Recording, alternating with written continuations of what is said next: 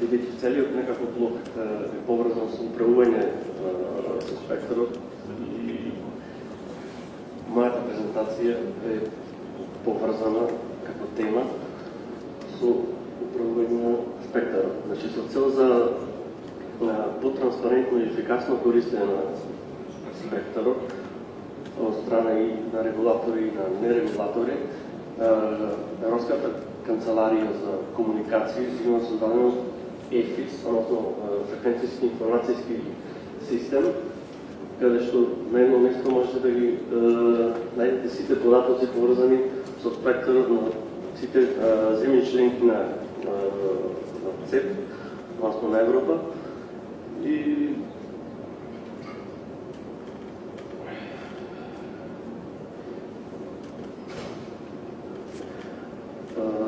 значи, како општи податоци, ќе раскажам дека 41 земја се вклучени во овој проект,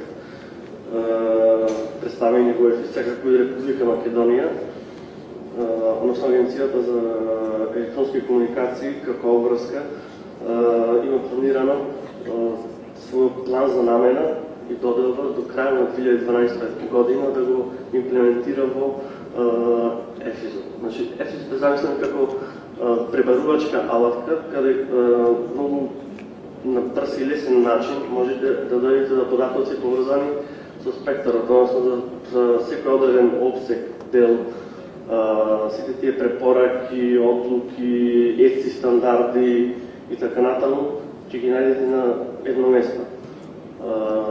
Значи, како главни типови на податоци, ЕФИС-от содржи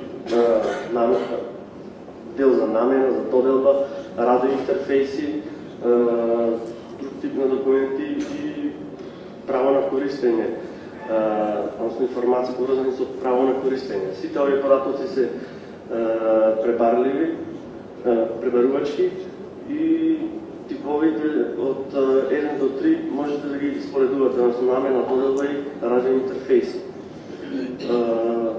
Да ги разгледаме поединечно сите овие делови од самата апликација. Во делот за намена и доделба, значи, податоците се сите директно пренесени на националните планови за намена. Вообичаено ЕФИС-от се надградува со податоци еднаш до 2 пати во годината и целата апликација е одржувана од самата канцеларија на Европската канцеларија за комуникација. Делот за интерфейси ги содржи овие неколку главни параметри, односно канализација, модулација, правец, израчена моќност, густина на моќност, авторизација и така натаму. Може би малку нејасно изгледам, ако ќе дојдеме до самата веб страна, ќе видите дека е многу корисна алатка. Делот Right of Use Information, односно право на користење информации, исто така корисен. Сите земји на Европска унија се вклучени во оваа база на податоци и најчесто содржи податоци од типот идентификација кој е корисник на фреквенцијата, време траење на одобрението за користење на радиофреквенција и секако покриено, дали е типно национална, регионална и така натаму. Како пример, можам да го представам пример во Македонија, ГСМ бил во 1980 би бил прикажан дека пример од 1980-1990 користи VIP, па понатаму следното парче го користи WAN, па T-Mobile и така натаму. Значи, целосна слика за одредени делови на спектарот.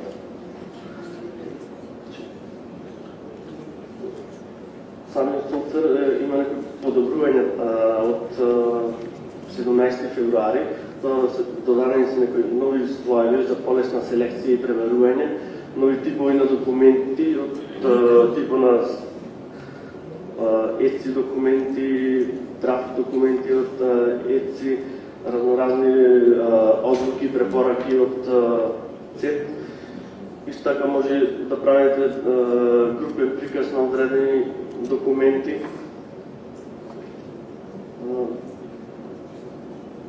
Многу корисни информации за нерегулатори, односно за самите инвеститори, дали од земјата или од надвор, може да дојдат до многу брз пристап да го видат тој дел од спектарот кој го користи, дали има слободен простор, исто така дали може да се тргува или не со тоа парче, со тој фреквенцијски опсег.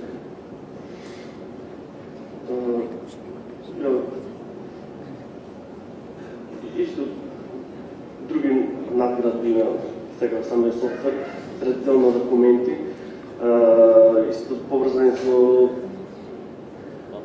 заштитени подрачја во самиот софтвер, односно авторизација до каде може некој да изгледа тие некои податоци. Направих неколку скриншотови за полесен приказ на самата апликација. Значи, ова е почетната страна на ЕФИС-от. Сега можеме да видиме во горниот дел. Во тулбарот имаме пребарувачки дел и споредувачки дел.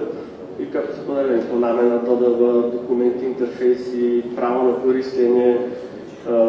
Нов дел е исто спектрум инвентори, односно на македонски не знам колку точно би го превел јас како попис на спектра, односно цела историјата за одреден дел на спектрот.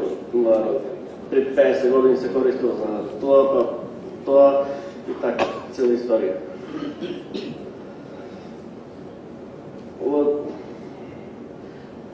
Препорачувам да го пробате ЕФИС-ов сами да го пробате, да видите, за да усетите колку корисна алатка е.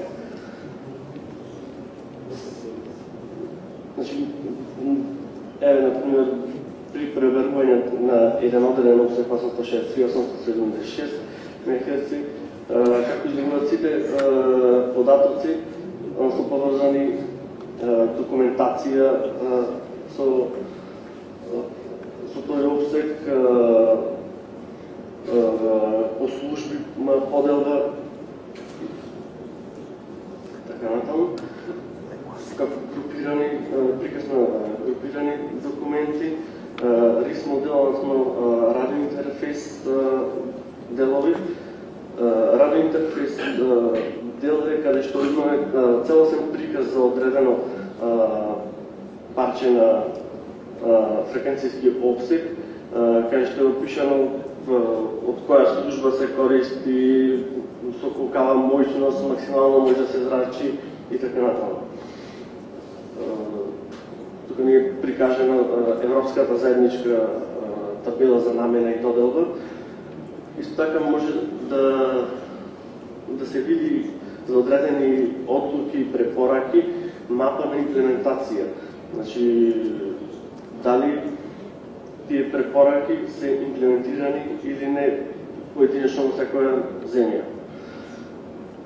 Значи, дел за нерегулатори, односно поврзани документи со нерегулатори, како на технички извештаи, ЕЦИ документи, драфт ЕЦИ документи и така натаму. Владе, јас ако може јас